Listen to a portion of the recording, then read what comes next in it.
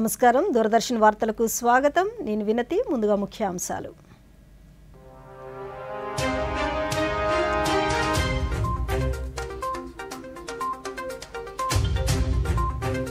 ప్రధానమంత్రి నరేంద్ర మోదీకి రష్యా అధ్యక్షులు వ్లాదిమిర్ పుతిన్ ఫోన్ ఇరు దేశాల వ్యూహాత్మక భాగస్వామ్యాన్ని బలోపేతం చేయడంపై చర్చ రష్యా ఉక్రెయిన్ల మధ్య నెలకొన్న వివాదంపై అభిప్రాయాలను పంచుకున్న ఇరువురు నేతలు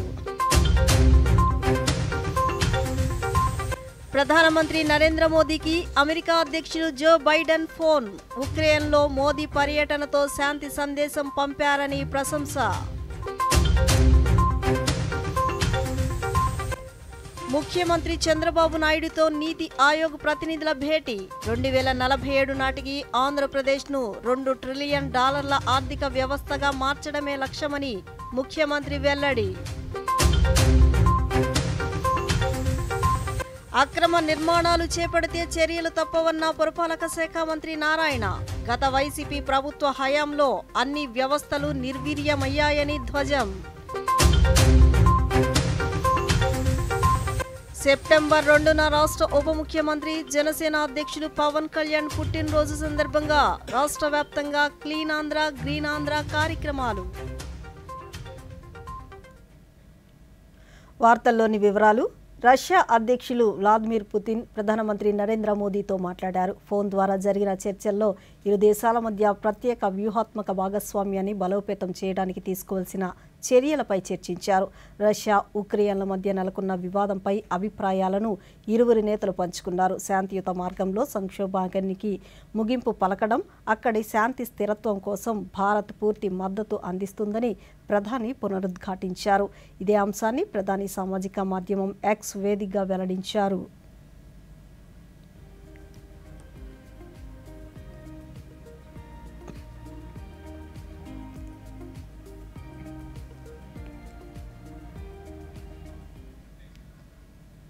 ప్రధానమంత్రి నరేంద్ర మోదీతో అమెరికా అధ్యక్షులు జో బైడెన్ పలు అంశాలపై చర్చించారు. నరేంద్ర మోదీకి ఫోన్ చేసిన బైడెన్ ఇరు దేశాల మధ్య ద్వైపాక్షిక సంబంధాలలో గణనీయమైన పురోగతిని సమీక్షించారు. భారత్ అమెరికా భాగస్వామ్యం ఇరు దేశాల ప్రజలతో పాటు మొత్తం మానవాళికి ప్రయోజనం చేకూర్చే లక్ష్యంతో ఉందని ఇరువురి నేతలు అభిప్రాయపడ్డారు. ప్రజాస్వామ్యం, చట్టాల పాలన, ప్రజల మధ్య బలమైన బంధాల భాగస్వామ్య విలువలపై ఆధారపడిన భారత్ అమెరికా సమగ్ర ప్రపంచ వ్యూహాత్మక భాగస్వామ్యానికి బైడెన్ లోతైన నిబద్ధతకు మోదీ కృతజ్ఞతలు తెలియజేశారు. ఇరువురు నేతలు అనేక ప్రాంతీయ, ప్రపంచ సమస్యలపై వారు అభిప్రాయాలను పంచుకున్నారు. ఉక్రెయిన్లో పరిస్థితిని చర్చిస్తున్న సందర్భంగా ప్రధాని మోదీ ఇటీవల ఉక్రెయిన్ పర్యటనపై అధ్యక్షులు బైడెన్కు వివరించారు. మోదీ ఉక్రెయిన్లో పర్యటించడాన్ని ఆయన కొనియాడారు. ఈ పర్యటన ద్వారా మోదీ శాంతి సందేశం పంపారని, మానవతా సాయానికి మద్దతుగా నిలిచారని వ్యాఖ్యానించారు. బంగ్లాదేశ్లో ప్రస్తుతం నెలకొన్న పరిస్థితులపైన ఇరువురు నేతలు చర్చించారు. ఆ దేశంలో హిందువులు సహా మైనారిటీలందరికీ భద్రత లభించేలా చూడాల్సి ఉందని వారు పేర్కొన్నారు. క్వాడ్తో సహా వివిధ అంశాల్లో సహకారాన్ని మరింత బలోపేతం చేసేందుకు తమ నిబద్ధతను ఇద్దరు నేతలు పునరుద్ఘాటించారు.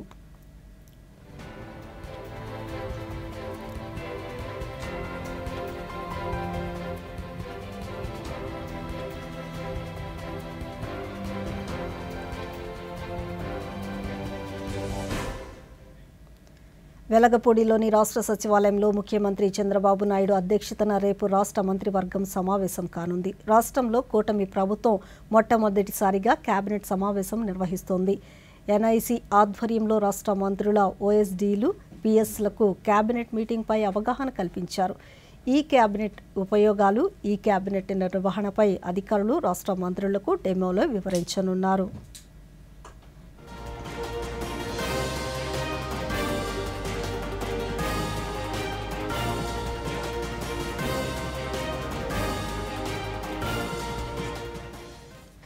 ముఖ్యమంత్రి నారా చంద్రబాబు నాయుడుతో నీతి ఆయోగ్ ప్రతినిధులు ఈరోజు వెలగపూడి రాష్ట్ర సచివాలయంలో సమావేశమయ్యారు. వికసిత్ ఆంధ్రప్రదేశ్ 2047 రూపకల్పనపై చర్చించారు. 2047 నాటికి ఆంధ్రప్రదేశ్ను $2 ట్రిలియన్ ఆర్థిక వ్యవస్థగా మార్చడమే లక్ష్యమని నీతి ఆయోగ్ ప్రతినిధులకు ముఖ్యమంత్రి స్పష్టం చేశారు. అందుకే విజన్ డాక్యుమెంట్ సిద్ధం చేస్తున్నట్లు చెప్పారు. మాక్రో టు మైక్రో విధానం అవలంబించేలా చర్యలు తీసుకోనున్నట్లు ముఖ్యమంత్రి వెల్లడించారు. వచ్చే 5 ఏళ్లకు జిల్లాల వారీగా విజన్ డాక్యుమెంట్లు సిద్ధం చేస్తున్నట్లు తెలిపారు. రాష్ట్రాన్ని హై వాల్యూ అగ్రి ప్రాసెసింగ్ హబ్గా రూపొందించడంతో పాటు పారిశ్రామికంగా యువతలో నైపుణ్యం పెంచేలా కార్యాచరణ రూపొందిస్తున్నట్లు చెప్పారు. దేశ తూర్పు తీరానికి ఆంధ్రప్రదేశ్ను లాజిస్టిక్ హబ్గా తీర్చిదిద్దుతున్నట్లు వెల్లడించారు. పరిశ్రమలు, పునరుత్పాదక విద్యుత్ ఉత్పత్తి కేంద్రంగా రాష్ట్రాన్ని తీర్చిదిద్దేలా చర్యలు తీసుకుంటున్నట్లు చెప్పారు. అంతర్జాతీయ పర్యాటక కేంద్రంగా కూడా అభివృద్ధి చేసేలా కార్యాచరణ రూపొందిస్తున్నామన్నారు. రాష్ట్రంలో వివిధ నగరాలను గ్రోత్ సెంటర్లుగా మారుస్తామని, అందరికీ అత్యాధునిక వైద్య సేవలు అందేలా చర్యలు చేపడుతున్నామని చెప్పారు. పర్యావరణ అనుకూల అభివృద్ధిపై దృష్టి పెట్టేలా ప్రణాళికలను ముఖ్యమంత్రి వివరించారు. డిజిటల్ గవర్నెన్స్, ఆర్థికాభివృద్ధికి ఆంధ్రప్రదేశ్ను ఓ నమూనాగా తీర్చిదిద్దేందుకు చర్యలు తీసుకుంటున్నట్లు తెలిపారు.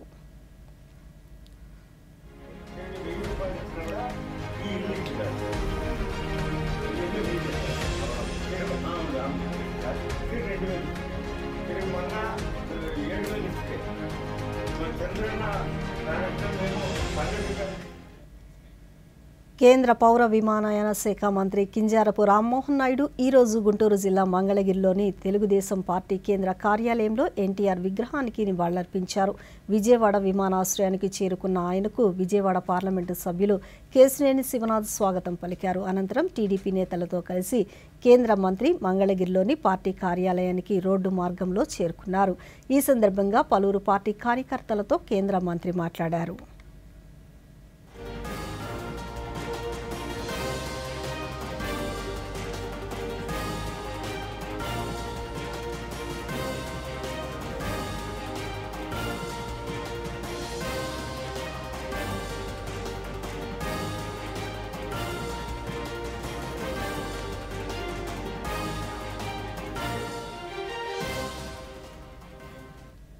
గత వైసీపీ ప్రభుత్వ హయాంలో అన్ని వ్యవస్థలు నిర్వీర్యమయ్యాయని రాష్ట్ర పురపాలక శాఖ మంత్రి పి నారాయణ విమర్శించారు. విశాఖపట్నంలోని కాపులుపాడ డంపింగ్ యార్డ్ను ఎమ్మెల్యే గంటా శ్రీనివాస్తో కలిసి మంత్రి పరిశీలించారు.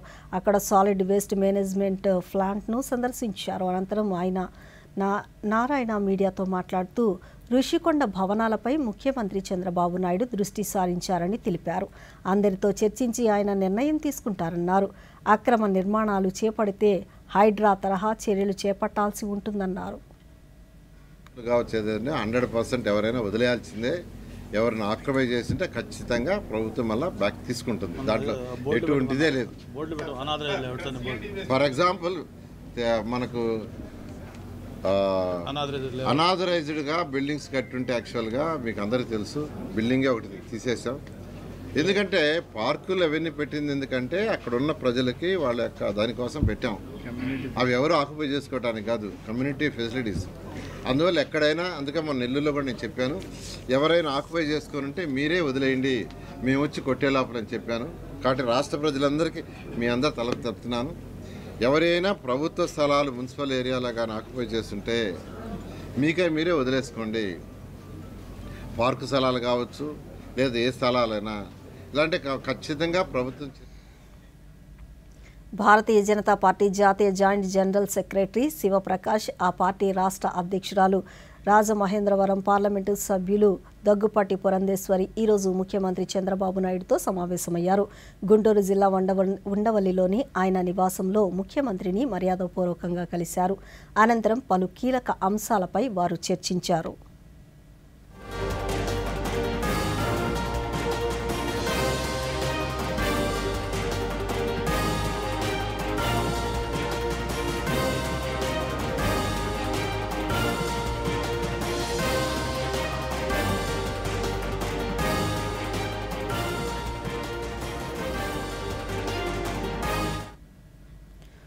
రాష్ట్ర ఉప ముఖ్యమంత్రి జనసేన పార్టీ అధ్యక్షులు కె పవన్ కళ్యాణ్ పుట్టినరోజైన సెప్టెంబర్ 2న క్లీన్ ఆంధ్ర, గ్రీన్ ఆంధ్రాను నిర్వహించాలని ఆ పార్టీ నిర్ణయించినట్లు రాష్ట్ర పౌర సరఫరాల శాఖ మంత్రి, పార్టీ రాజకీయ వ్యవహారాల కమిటీ చైర్మన్ నాదెండ్ల మనోహర్ పిలుపునిచ్చారు. సమాజాన్ని ఎంతో ఇష్టపడే నాయకుడిగా, పక్కవారిని అమితంగా ప్రేమించే వ్యక్తిగా పవన్ కళ్యాణ్ ఆలోచనలు, ఆశయాల మేరకు పార్టీ నుంచి ఆయన జన్మదినోత్సవానికి క్లీన్ ఆంధ్ర గ్రీన్ ఆంధ్ర కార్యక్రమాన్ని నిర్వహిస్తున్నామని చెప్పారు. ఈ కార్యక్రమంలో భాగంగా కాలువలను శుభ్రం చేయడం, బహిరంగ ప్రదేశాలను శుభ్రం చేయడం, పాఠశాలలు, ఇతర ప్రాంతాలను పరిశుభ్రం చేయడంతో పాటు చెరువులు, మురుగు కాలువలు, దోమల బెడద ఉన్న ప్రాంతాల్లో ప్రజలకు పారిశుద్ధ్య నిర్వహణపై అవగాహన కల్పించనున్నట్లు తెలిపారు.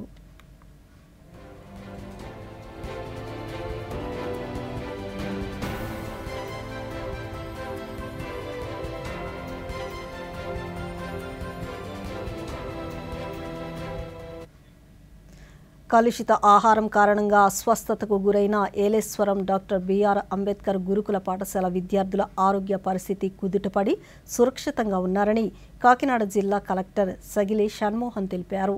కలుషిత ఆహారం కారణంగా అస్వస్థతకు గురైన విద్యార్థులను ప్రత్తిపాడు శాసనసభ్యురాలు వరుపుల సత్యప్రభతో కలిసి కలెక్టర్ పరామర్శించారు. విద్యార్థులతో స్వయంగా మాట్లాడి ఆరోగ్య పరిస్థితిని అడిగి తెలుసుకున్నారు. వారికి అందిస్తున్న వైద్య సేవలను అడిగి తెలుసుకున్నారు. అనంతరం ఏలేశ్వరం మున్సిపాలిటీ పరిధిలోని రాష్ట్ర సాంఘిక సంక్షేమ శాఖ డాక్టర్ బిఆర్ అంబేద్కర్ గురుకుల పాఠశాల కళాశాల వసతి గృహం వద్ద తాగునీరు, భోజనశాల, వంటగది, ఇతర పరిసర ప్రాంతాలను గురుకుల పాఠశాల అధికారులు, వైద్య ఆరోగ్యం, రెవెన్యూ అధికారులతో కలిసి కలెక్టర్ పరిశీలించారు. ఈ సందర్భంగా కలెక్టర్ మాట్లాడుతూ వసతి గృహాల్లో ఇటువంటి సంఘటనలు పునరావృతం కాకుండా పరిశుభ్రత పాటించడంతో పాటు సురక్షిత మంచినీరు అందించాలని అధికారులను ఆదేశించారు.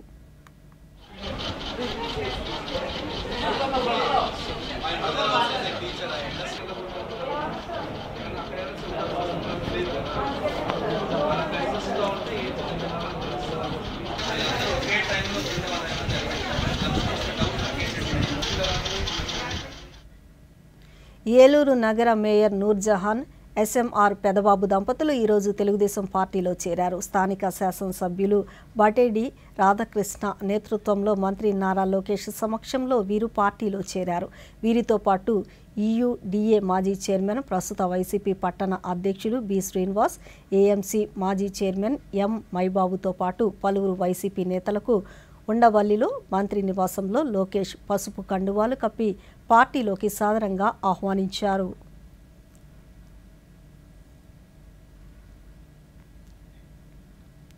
కేంద్ర మంత్రివర్గం ఆమోదించిన యూనిఫైడ్ పెన్షన్ పథకం కేంద్ర ప్రభుత్వ ఉద్యోగులకు ఎంతో భరోసానిస్తోందని Vijayawada railway division manager Narendra Anandarao Patil తెలిపారు. విజయవాడలో ఆయన మీడియాతో మాట్లాడుతూ 2025 ఏప్రిల్ నుంచి అమలు కానున్న ఈ పెన్షన్ స్కీమ్ ప్రభుత్వ ఉద్యోగుల పాలిట వరమన్నారు. ఉద్యోగులకు సురక్షితమైన భవిష్యత్తు కల్పిస్తుందని తెలిపారు. ఈ స్కీమ్లో ప్రభుత్వ ఉద్యోగులకు పదవీ విరమణ తర్వాత ఫిక్స్డ్ పెన్షన్ లభిస్తుందని అన్నారు.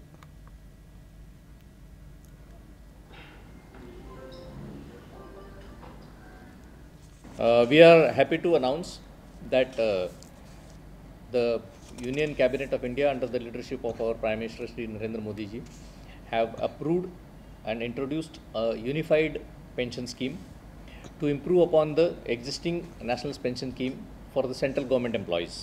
This can be adopted by the state governments also. This scheme will come onto effect during the next fiscal, that is from April 2025.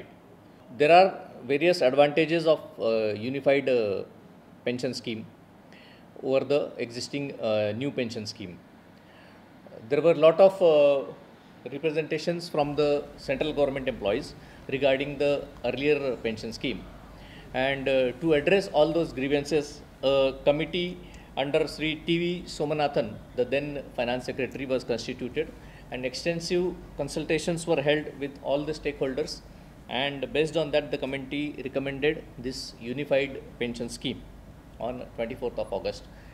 Our cabinet approved this scheme.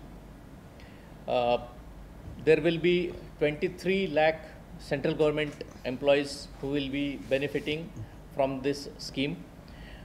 Regarding Indian Railways, almost 12 lakh Indian Railway employees will be benefited from this scheme, and particularly for Vijayawada division, almost 14,000 employees are under new pension scheme. They will be getting the benefits of the unified pension scheme. ఇప్పుడు చిన్న విరామం తీసుకుందాం. ఈ విషయాలకు కూడానే అన్ని proper గా జరుగుతాయి. నిన్న అతని బ్యాంక్ అకౌంట్ లో 15,000 రూపాయల ఫ్రాడ్ జరిగింది తెలుసా? ఆయన ఏ టెన్షన్ లేదు అతనికి. చూడు టెన్షన్ ఎందుకు? నా తప్పేం లేదుగా. అయినా ఫ్రాడ్ జరిగినప్పుడు నేను వెంటనే బ్యాంక్ ఇన్ఫార్మ్ చేసేసా. ఆర్బీఐ అంటుంది, మీ అకౌంట్ లోంచి ఎవరైనా మోసంగా డబ్బు తీసినట్టయితే బ్యాంకుకి వీలైనంత త్వరగా ఇన్ఫార్మ్ చేయండి. 3 రోజుల్లోగా చేస్తే ఏ నష్టం ఉండదు. ఎంత లేట్ చేస్తే అంత ఎక్కువ నష్టం. ఇంకోటి, అన్ని జరిగిపోవు, ప్రాపర్ గా జరిపించాల్సి వస్తుంది. ఆర్బీఐ అంటుంది, విషయాలు తెలుసుకుంటే జాగరూకంగా ఉండండి. తిరిగి వార్తలకు స్వాగతం. సంపద సృష్టించి సూపర్ శిక్ష అమలు చేస్తామని 3 నెలల నుంచి రాష్ట్ర ప్రజలను ప్రభుత్వం మోసం చేస్తోందని రాష్ట్ర మాజీ ఉప ముఖ్యమంత్రి కొట్టు సత్యనారాయణ అన్నారు. పశ్చిమ గోదావరి జిల్లా తాడేపల్లిగూడెంలో ఆయన మీడియాతో మాట్లాడుతూ ఆర్భాటంగా మొదటి నెల పెన్షన్ను పంపిణీ చేశారన్నారు. 2-3 నెలల్లో ఎంతమంది పెన్షన్లు రద్దు చేస్తారో అర్థం కాని పరిస్థితిలో ప్రజలు ఉన్నారని తెలిపారు. ఇవాళ సూపర్ సిక్స్ అని ఊరించారు.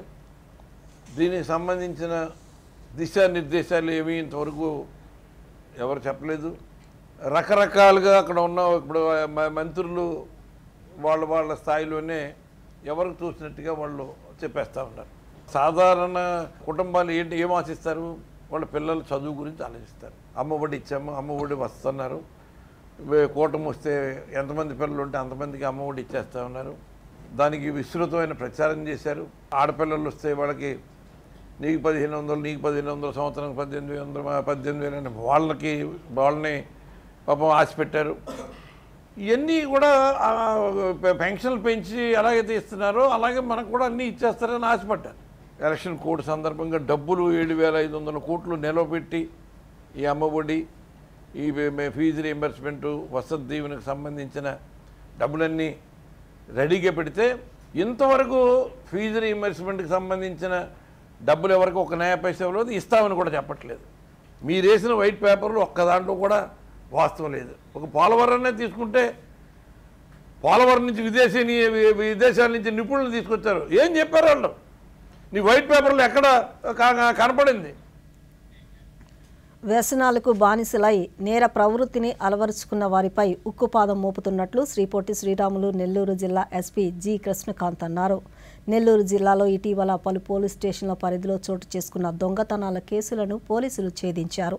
స్వాధీనం చేసుకున్న ఆభరణాలు, నగదు, మోటారు సైకిళ్లు, ఇతర వస్తువులతో పాటు ముద్దాయిలను మీడియా ఎదుట హాజరుపరిచారు. ఈ సందర్భంగా జిల్లా ఎస్పీ కృష్ణకాంత్ మీడియాతో మాట్లాడుతూ నేర ప్రవృత్తి ఎంతో కాలం దాగదని, చట్టం ముందు దోషులుగా నిలబడక తప్పదన్నారు. పాత నేరస్తులు పదే నేర ప్రవృత్తికి పాల్పడుతున్న విషయాన్ని గుర్తించి వారి కదలికలపై పటిష్టమైన నిఘా కొనసాగిస్తున్నట్లు తెలిపారు.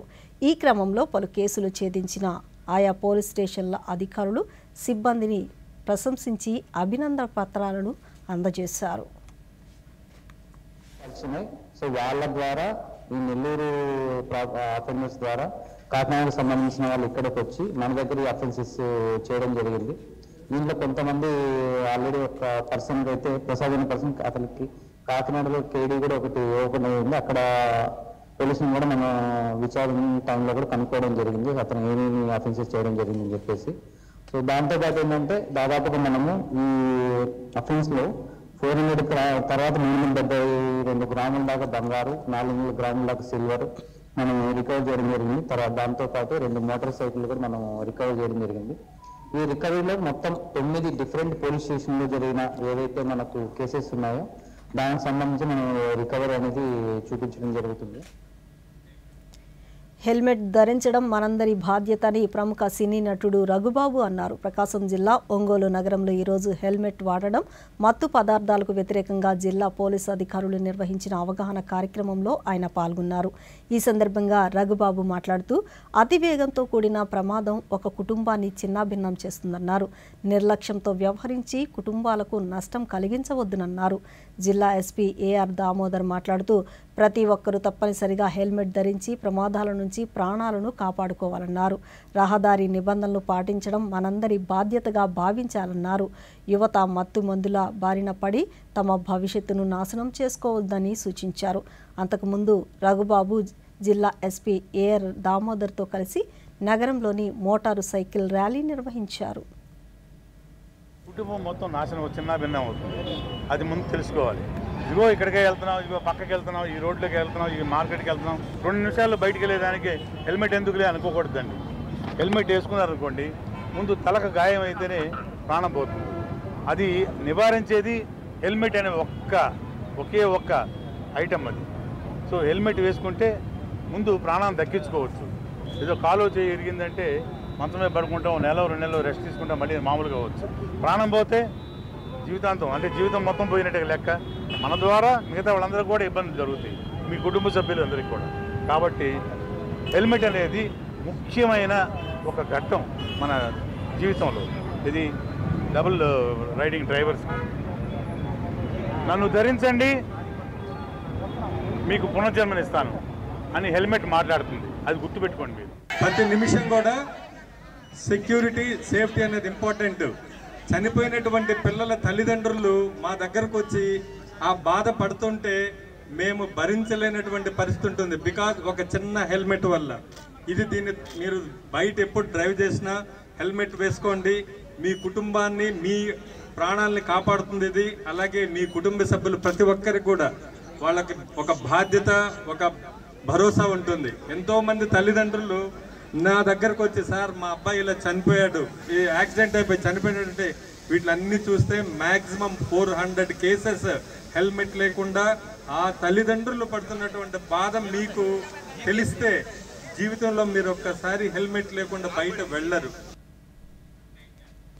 పాఠశాలల్లో క్రీడలకు అత్యంత ప్రాధాన్యతనివ్వాలని రాష్ట్ర పాఠశాల విద్యాశాఖ డైరెక్టర్ విజయరామరాజు తెలిపారు. 2023-24 విద్యా సంవత్సరంలో క్రీడల్లో అత్యంత ప్రతిభ కనపరిచిన పాఠశాలల జాబితాను ప్రకటించారు. రాష్ట్రంలోని ప్రతి జిల్లాకు 5 చొప్పున మొత్తం 130 పాఠశాలలను క్రీడా ప్రతిభ అవార్డులను ఎంపిక చేశారు. రాష్ట్ర స్థాయిలో కడపలోని మున్సిపల్ కార్పొరేషన్ హై స్కూల్ 1040 పాయింట్లతో ప్రథమ స్థానం, ఎన్టీఆర్ జిల్లా నున్నలోని జిల్లా పరిషత్ హై స్కూల్ 1008 పాయింట్లతో రెండవ స్థానం, పల్నాడు జిల్లా చిలకలూరిపేటలోని ఏఎంజీ హై స్కూల్ 963 పాయింట్లతో మూడవ స్థానం సాధించినట్లు ఆయన తెలియజేశారు. ఈ నెల 29న జాతీయ క్రీడా దినోత్సవాన్ని పురస్కరించుకొని రాష్ట్ర వ్యాప్తంగా అన్ని పాఠశాలల్లో క్రీడల ప్రాముఖ్యతను తెలియజేయాలన్నారు. ప్రతిభావంతులైన అధికారులు, రాజకీయ ప్రముఖుల చేతుల మీదుగా అవార్డులు సాధించిన పాఠశాలలను గౌరవించాలని ఆయా జిల్లాల విద్యాశాఖ అధికారులకు ఉత్తర్వులు జారీ చేసినట్లు వివరించారు.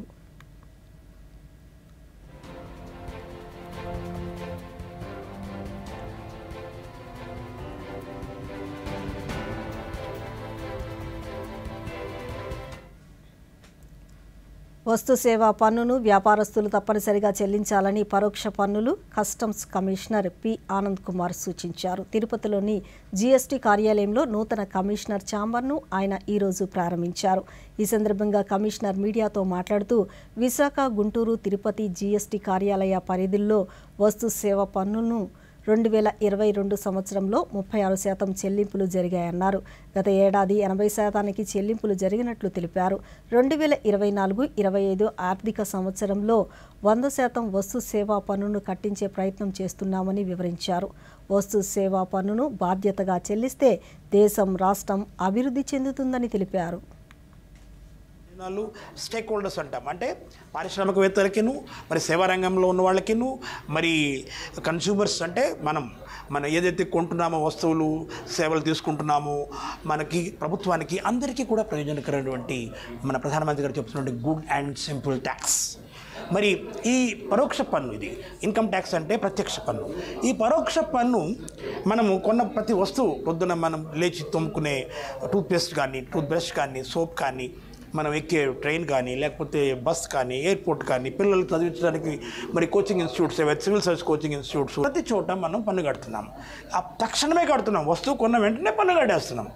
కానీ పన్ను కట్టవలసినటువంటి బాధ్యత మనం ఎవరైతే మనకు వస్తువులు కొంటున్నారో, సరఫరా చేస్తున్నారో, సేవలు సరఫరా చేస్తున్నారో వాళ్ళు ఆ తర్వాతి నెల 20వ తారీఖు లోపల మన దగ్గర డబ్బులు కట్టించుకున్న వాళ్ళు ఆ తర్వాత నెల 20వ తారీఖు లోపల పన్ను కట్టవలసిన బాధ్యత వాళ్ళపైన ఉంది. రిటర్న్స్ కూడా ఫైల్ చేయాల్సిన బాధ్యత వాళ్ళ మీద ఉంది. ఇంతకుముందు జిఎస్టీ చట్టం వచ్చిన కొత్తలో 56-60% మంది రిటర్న్స్ ఫైల్ చేసేవాళ్ళు. ఇప్పుడు ఇంచుమించుగా 85-90% వరకు ఫైల్ చేయడం జరుగుతుంది. మన దేశ ఆర్థిక వ్యవస్థ ఇప్పుడు 5వ స్థానం నుంచి 3వ స్థానానికి ఎగబాకినప్పుడు 3 కోట్ల మంది కూడా మరి రిజిస్టర్ చేసుకోవడానికి అవకాశం ఉంది. ఎప్పుడైతే పన్ను కట్టేవాళ్ళు కొబ్బరి ఉత్పత్తుల తయారీ పరిశ్రమల ఏర్పాటుకు ప్రభుత్వాలు చేయూతనివ్వాలని భారతీయ కిసాన్ సంఘ్ జాతీయ కార్యవర్గ సభ్యులు జలగం కుమారస్వామి కోరారు. డాక్టర్ బిఆర్ అంబేద్కర్ కోనసీమ జిల్లా అమలాపురంలోని జనహితలో భారతీయ కిసాన్ సంఘ్ ఆధ్వర్యంలో దేశవ్యాప్తంగా కొబ్బరి రైతులు ఎదుర్కొంటున్న సమస్యలపై 2 రోజుల జాతీయ సదస్సు ఈ రోజు ప్రారంభమైంది. ఈ సందర్భంగా సంఘ్ నాయకులు కుమారస్వామి మీడియాతో మాట్లాడుతూ కొబ్బరి ఉత్పత్తుల ధరల పెంపుకు ప్రభుత్వాలు చొరవ చూపాలన్నారు. కేరళ తరహాలోనే కొబ్బరి అనుబంధ ఉత్పత్తుల తయారీ పరిశ్రమలు ఆంధ్రప్రదేశ్లో కూడా ఏర్పాటు చేయాలని కోరుతున్నట్లు ఆయన వెల్లడించారు.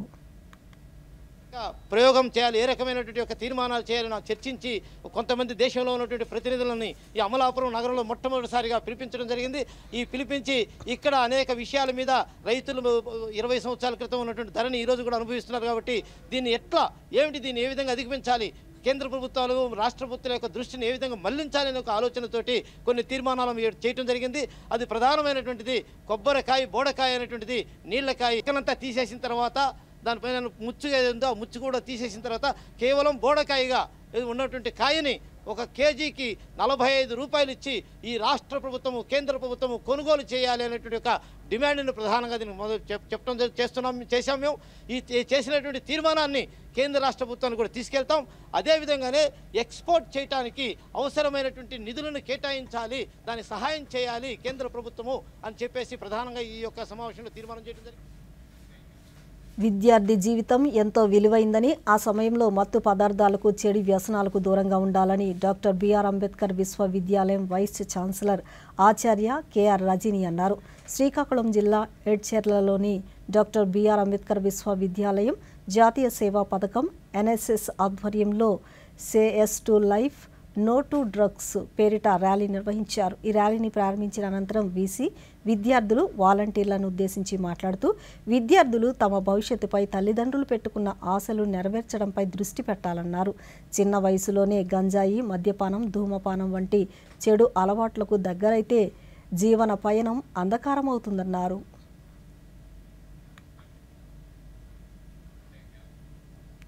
అనంతపురం, కర్నూలు జిల్లాలో టమాటా ధరల తగ్గుదలపై రాష్ట్ర వ్యవసాయ శాఖ మంత్రి కింజరాపు అచ్చెన్నాయుడు ఆరా తీశారు. ఆ శాఖ ఉన్నతాధికారులు జిల్లా జాయింట్ కలెక్టర్తో సమీక్షించారు. రైతుల శ్రేయస్సు దృష్ట్యా తక్షణ చర్యలు తీసుకోవాల్సిందిగా ఆదేశించారు. ఆంధ్రప్రదేశ్లోని అనంతపురం, అన్నమయ్య, శ్రీ సత్యసాయి, చిత్తూరు, కర్నూలు జిల్లాల్లో టమాటాను ఎక్కువగా సాగు చేస్తున్నారు. అనంతపురం, కర్నూలు జిల్లాలో ప్రస్తుతం నాణ్యత ఉన్న టమాటా ధర గ్రేడ్ వారీగా కిలోకు 7 రూపాయల నుంచి 23 రూపాయల వరకు ఉంది.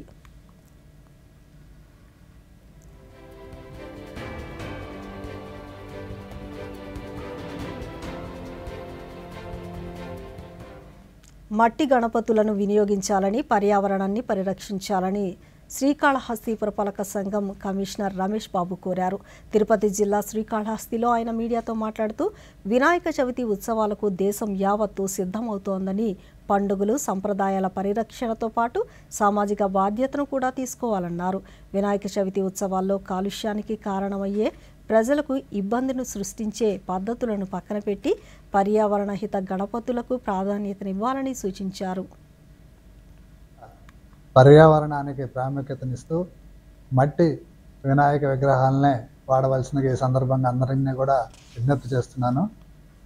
రాబోయే రోజుల్లో ఈ ప్లాస్టర్ ఆఫ్ ప్యారిస్ వల్ల కూడా పెను విపత్తులు సంభవించేదానికి అవకాశం ఉంది. కాబట్టి ఇప్పుడు చూస్తూనే ఉన్నాం, కాలువల్లో సిల్ట్ తెస్తుంటే విపరీతమైన ప్లాస్టిక్ బయటకు వస్తూ ఉంది. ఇది అందరం కూడా మనం మన చేతులతోటి మన పర్యావరణాన్ని పాడు చేసుకునే విధంగా మనం కలుషితం చేస్తున్నాం. కాబట్టి వినాయక చవితి నుంచైనా మనం ఒక సంకల్పం. ఐసీసీ మహిళల T20 ప్రపంచ కప్ అక్టోబర్ 3 నుంచి 20 వరకు యూఏఈ వేదికగా జరగనుంది. ఈ మెగా టోర్నీ కోసం 15 మంది సభ్యులతో కూడిన భారత జట్టును బీసీసీఐ ప్రకటించింది. హర్మన్ప్రీత్ కౌర్ కెప్టెన్గా, ఓపెనర్ స్మృతి మందనాను వైస్ కెప్టెన్గా కొనసాగించనున్నారు. వాస్తవానికి ఈ ప్రపంచ కప్ బంగ్లాదేశ్లో జరగాల్సి ఉంది. కానీ అక్కడ అధికారిక మార్పిడి నేపథ్యంలో ఈ టోర్నీని యూఏఈలో నిర్వహించాలని ఐసీసీ నిర్ణయించింది.